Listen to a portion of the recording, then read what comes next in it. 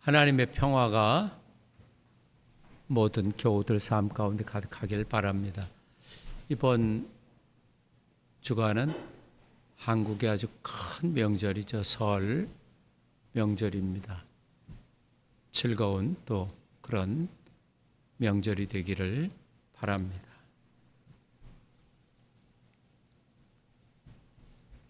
하나님이 오늘 우리에게 주시는 기록된 성경의 말씀은 마태복음 5장 38절부터 48절 말씀입니다. 한 절씩 교독하겠습니다. 제가 한 절, 여러분이 한 절. 신약성경 7쪽입니다. 또 눈은 눈으로 이는 이로 갚으라 하였다는 것을 너희가 들었으나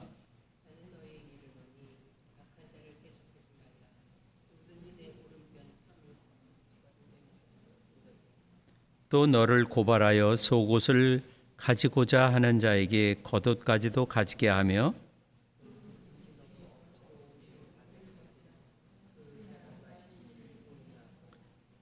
내게 구하는 자에게 주며 내게 꾸고자 하는 자에게 거절하지 말라.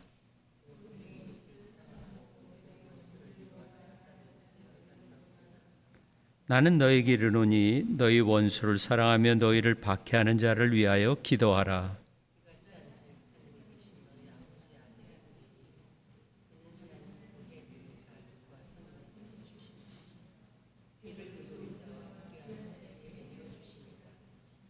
너희가 너희를 사랑하는 자를 사랑하면 무슨 상이 있으리요? 세리도 이같이 아니하느냐?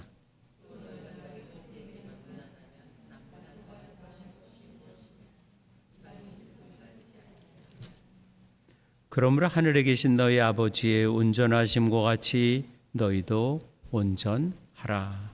아멘. 말씀의 제목은 너희 원수를 사랑하라. 38절 말씀을 같이 읽습니다. 또 눈은 눈으로 이는 이로 갚으라 하였다는 것을 너희가 들었으나. 예, 우리는 이 눈은 눈으로 또 이는 이로 갚으라는 것은 이 마태복음 5장 38절은 출애굽기 21장 24절에 나오는 보복법의 그 한 가지입니다. 원칙적인 복수의 원칙인 거죠. 이 구약 성경에서의 그 이 복수법, 보복법은 내가 당한 만큼 대갚음이에요. 대갚음. 그만큼 다시 돌려주는 거죠.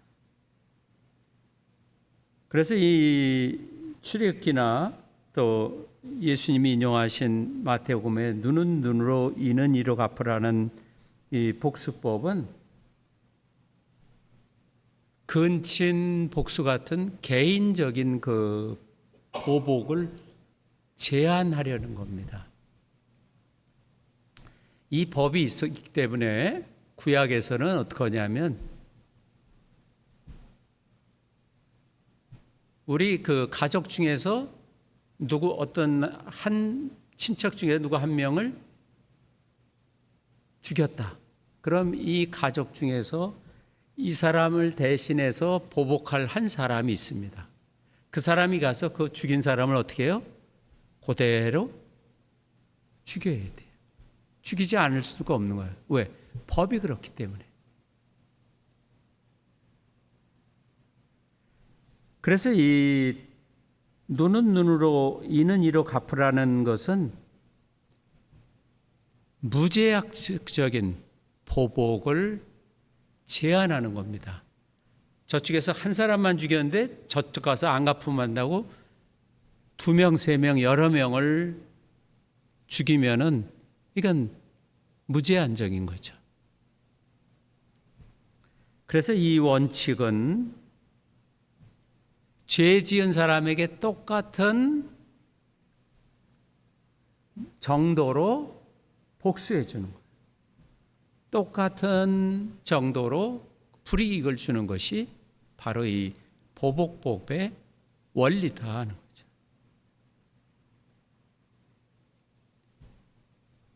여기서 중요한 것은 보복할 때 폭력이 되풀이되는 것을 막는 겁니다. 하나를 받으면 하나를 되돌려줘서 이제 폭력이 더 이상 되풀이되지 않도록. 우리나라 사극이나 영화에 보면 한 명 죽으면 저쪽 가서 어떻게 해요? 두세 명 죽이잖아요. 다 가족을 전멸시키고. 그러니까 또 이게 악순환이 되는 건데 이거는 그런 악순환을 멈추게 하는 법이다. 그래서 피해자는 실제로 피해를 당한 정도만 보상만 받으면 되는 거죠. 그래서 이것은 매우 공정한 법이기도 합니다. 여기까지 이해가 됐죠? 그런데 예수님은 이것과 전적으로 다르게 얘기를 하고 계세요. 이 법을 다르게 지금 해석해 주고 계신 거죠. 39절입니다. 같이 읽죠. 나는 너에게 이르노니 악한 자를 대적하지 말라.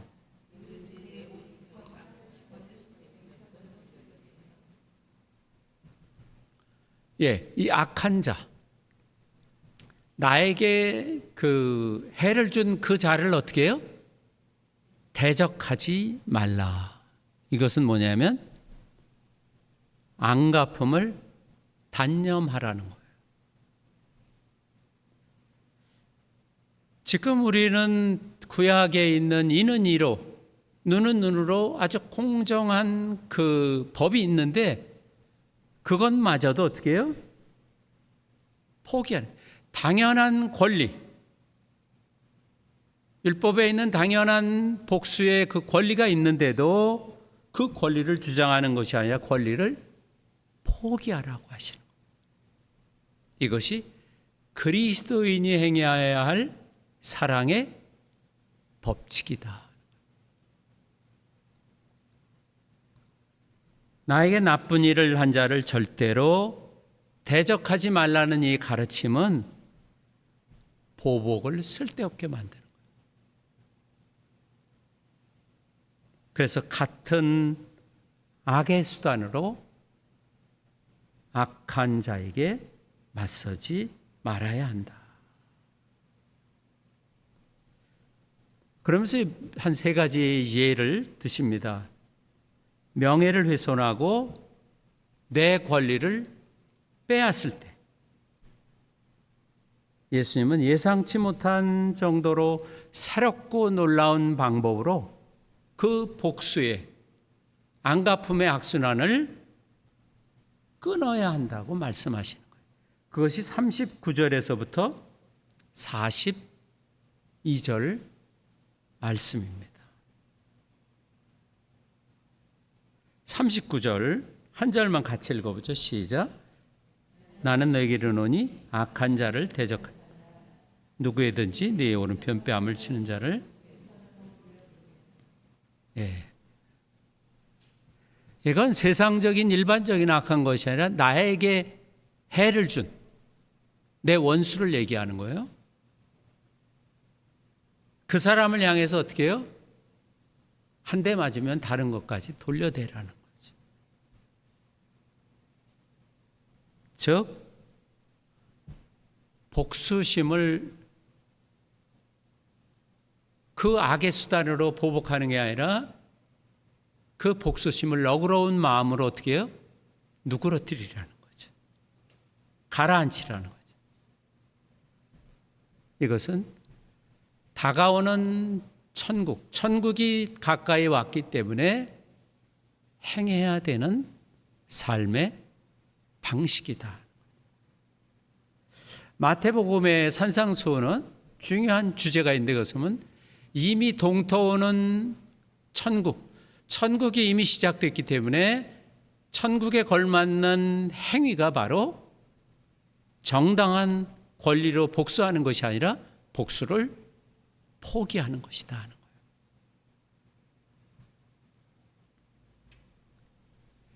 힘이 없어서 보복하지 못하는 것도 아니고 어떤 복수의 방법이 없어서 그러는 것도 아니고 복수의 때가 되지 않아서 보복을 멈추는 것도 아니고 이것은 하나님의 나라가 이미 시작되었기 때문에, 그래서 하나님으로 복을 받은 자이기 때문에 그 보복을 포기하라는 겁니다. 그래서 다른 사람들이 내가 이러한 태도를 행함으로써 이런 태도를 보고 하나님의 나라가 시작됐구나 하는 것을 깨닫도록 한다는 거예요.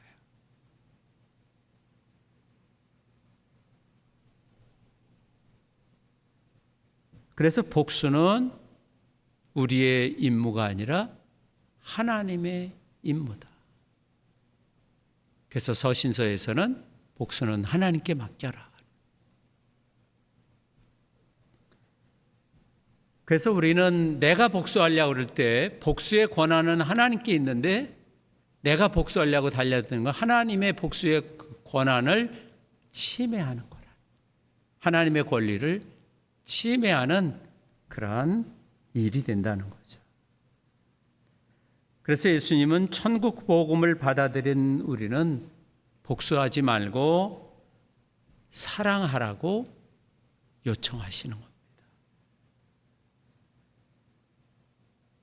복수를 포기하고 원수를 사랑으로 이기라.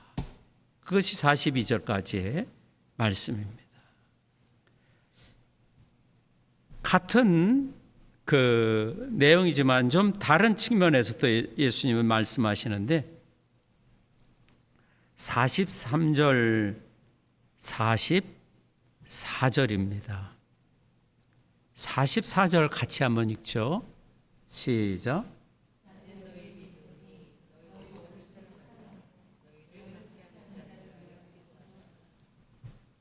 예, 43절은 내 이웃을 사랑하고, 43절에 내 이웃을 사랑하라는 것은 레위기 19장 18절의 말씀을 인용한 것입니다. 그래서 예수님은 구약 성경의 말씀을 폐하는 것이 아니라 그 말씀을 어떻게 해요?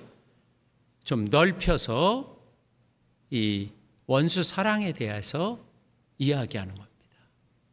철저하게 이것은 레위기에 있는 말씀인 거죠. 원수를 그럼 어떻게 해야 되느냐? 원수를 이웃으로 여기고 사랑해야 된다. 하나님은 이웃사랑이라고 이렇게 말씀하셨는데 그 이웃사랑에 원수도 포함을 시키라는 거예요. 원수가 친구로 변해서 어떤 이웃이 되는 것이 아니고 원수 자체를 내 이웃의 그 범위 안에 넣고 사랑하라는 거예요.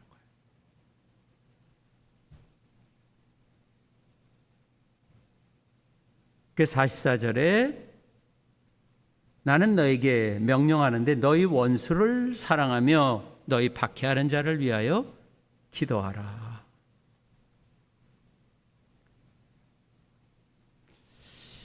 우리 개인적으로 우리에게 적개심을 가지고 달려오는 그 사람, 또 우리를 위협하고 내가 혐오하는 행동을 하는 그 사람을 사랑하라고 명령하시는 거예요. 이 정상적인 우리들의 감정과는 어떻게 정반대 아니에요. 내가 혐오하는데 어떻게 사랑합니까?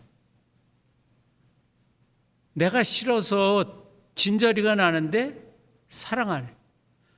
어떻게 보면 복수해도 이게 마음이 시원하지 않을 대상을 사랑하라고 하는 거예요.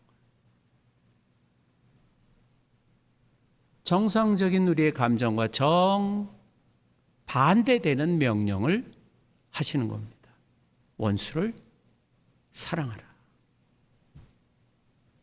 이것은 감정이 아니라 행동이라.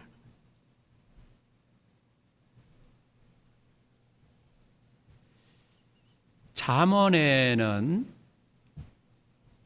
잠언 25장에는 이 원수의 머리 위에 숯불을 놓아야 된다, 그런 말씀이 있죠.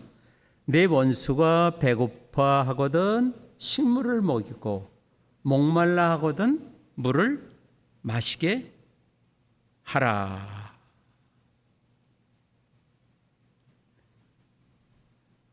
원수가 목말라 하고 배고파하면 마시게 하라는, 그것이 그 원수 머리 위에다 숯불을 갖다가 놓는다는 거예요.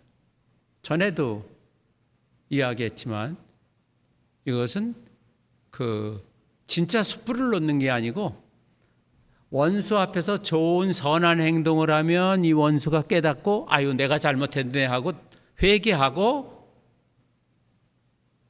그 사람에게 용서를 빈다든지 그 사람을 다시 친절하게 대한다든지 하는 그러한 의미에서 원수를 이렇게 먹이고 또 마시게 하라는 거죠.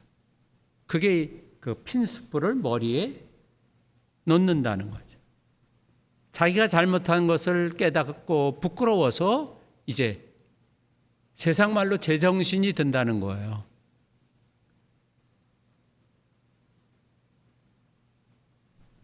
우리가 자비를 베풀었을 때 우리를 대적하는 사람이 이렇게 변화가 된다면 얼마나 좋고 얼마나 행복하겠어요. 그것을 모든 사람이 바라겠죠. 그러나 예수님은 그것을 바라지 말라 하는 거예요.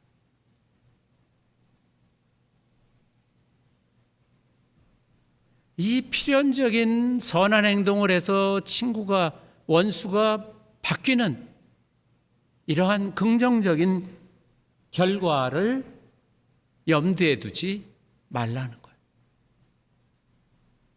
왜냐하면 예수님이 십자가에서 못 박힐 때 원수들을 향해서 그냥 일방적으로 준 거지, 내가 이걸 주면 이 원수들이 이렇게 바뀌겠지, 그렇게 계산하지 않으셨다는 거죠. 내가 사랑을 통해 내 원수의 마음이 바뀔 것이라고 기대하지 말라는 겁니다.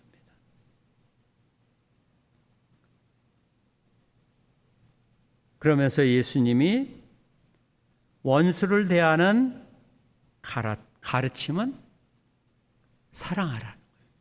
45절 같이 한번 읽어보죠.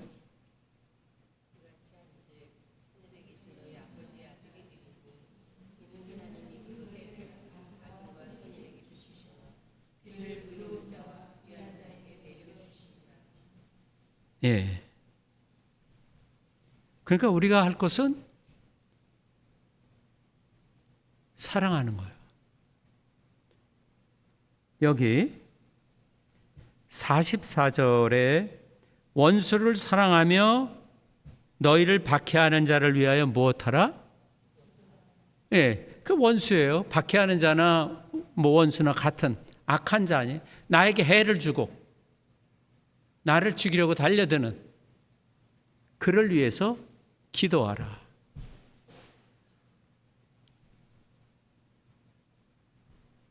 어떻게 기도해야 될까? 정상적인 사고를 가진 사람들의 기도는 보통 우리들의 기도는 하나님, 이 원수가 태도와 행동을 바꾸게 해 주소서. 이렇게 기도하는 것도 큰 거죠. 그 기도도 대단한 용기와 믿음을 가져야만 할 수 있는 거 아니겠어요? 원수를 위해 기도 안 되는 게. 그런데 원수를 위해 기도한다는 것은 이러한 내용으로 기도하는 것이 아니라 다른 관점으로 원수를 바라보라는 거예요. 뭐냐면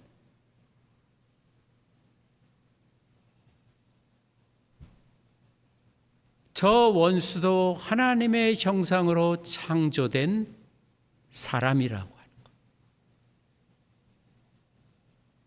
아무리 사악하다 할지라도 어떤 사악한 행위도 하나님이 형상으로 만든 그 형상을 지울 수가 없다는 거예요. 하나님이 만드는 하나님의 형상을 어떠한 악한 행위로도 지워버릴 수 없다는 그 생각을 가져야 된다.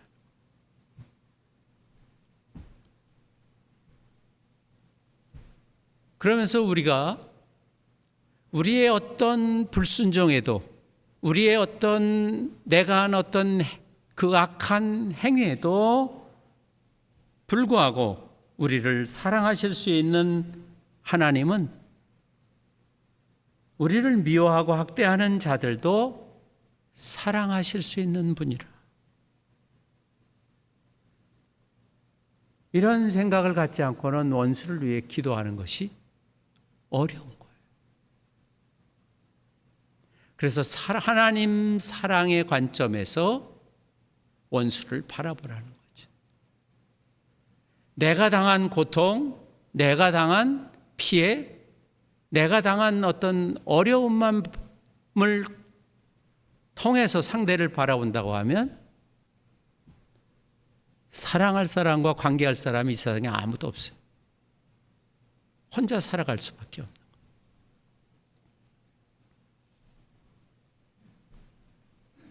예수님은 원수들에게 반응하지 않고 예수님은 십자가에서 원수들을 위해서 진정으로 사랑합니다. 저들이 몰라서 그런 것이다.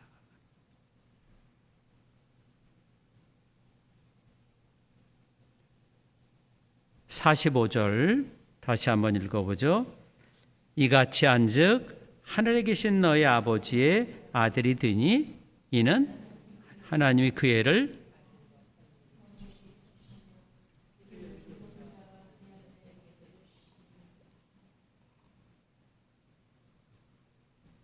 원수를 사랑하라는 요구는 하나님의 본질이라는 거예요. 하나님이 그 애를 악인과 선인에게 비추고 비를 또 악한 자나 또 의로운 자나 동일하게 내려주신다. 하나님의 본성이 그렇기 때문에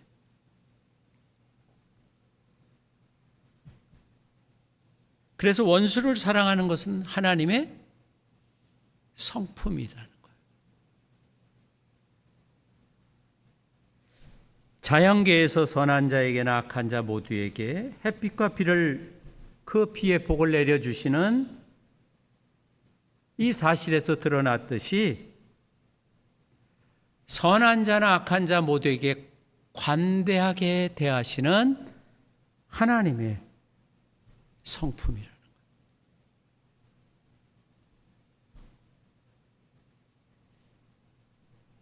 우리는 오직 하나님만 바라보고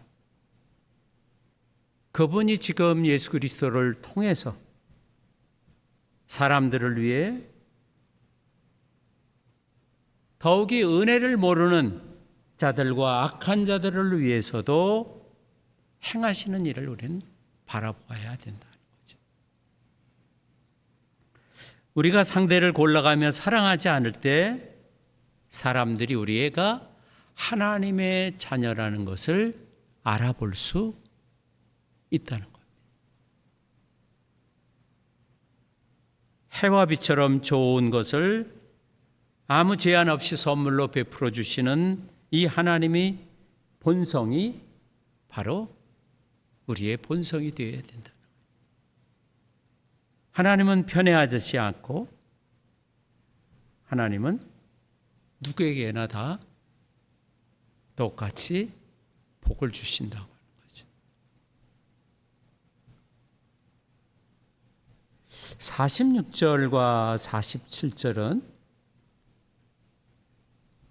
세상의 방식과 태주되는 것을 말씀하시는데요. 같이 한번 읽어보죠. 너희가 너희를 사랑하는 자를 사랑하면 무슨 상이 있으리요? 세리도 이같이 아니. 또 너희가 너희 형제에게만 무난하면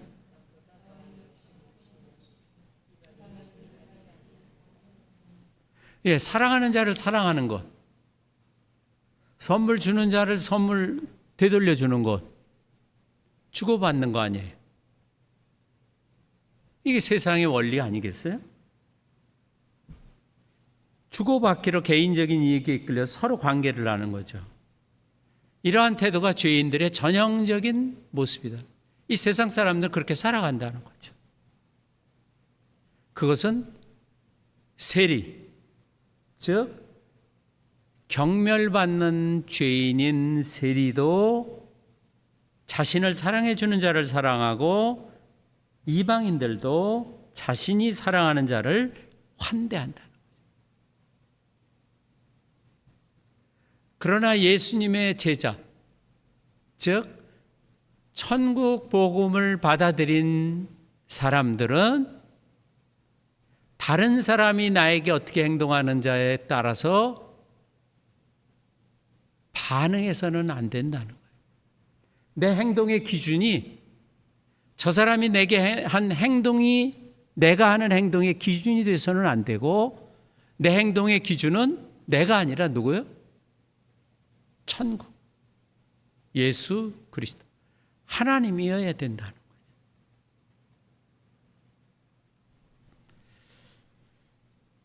사회에서는 언제나 사랑은 사랑으로 또 미움은 미움으로 갚는 것이 정상적인 겁니다.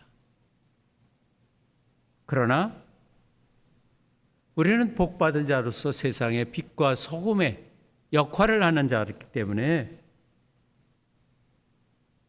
우리의 의가 서기관과 바리새인의 의보다 더 나아야 돼요. 또 우리는 천국의 삶을 드러내야 된다는 거죠.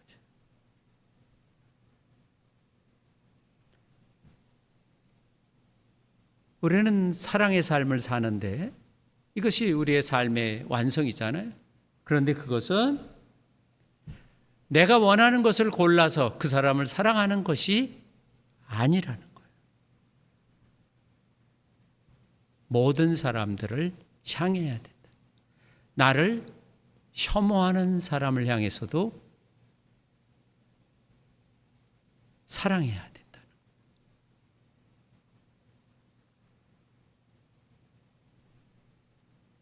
자녀들이 부모를 닮아간다고 합니다.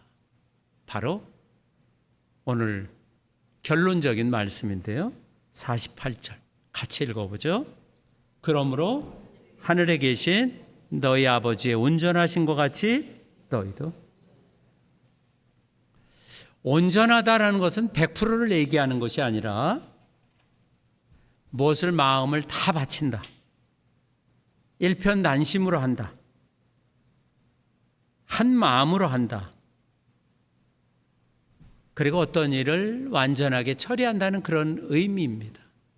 즉 온전함은 죄 없음을 가리키는 것도 아니고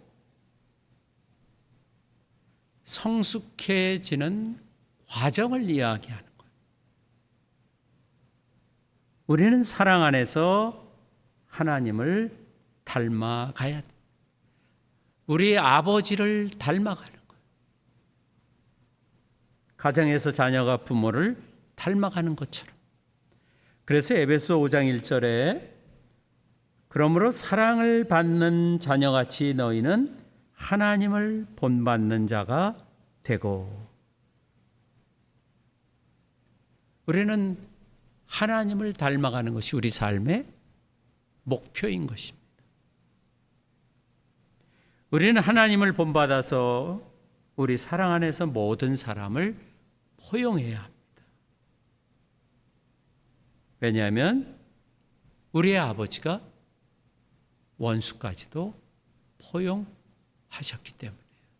기도하죠. 들은 말씀 붙들고 잠깐 같이 기도합니다.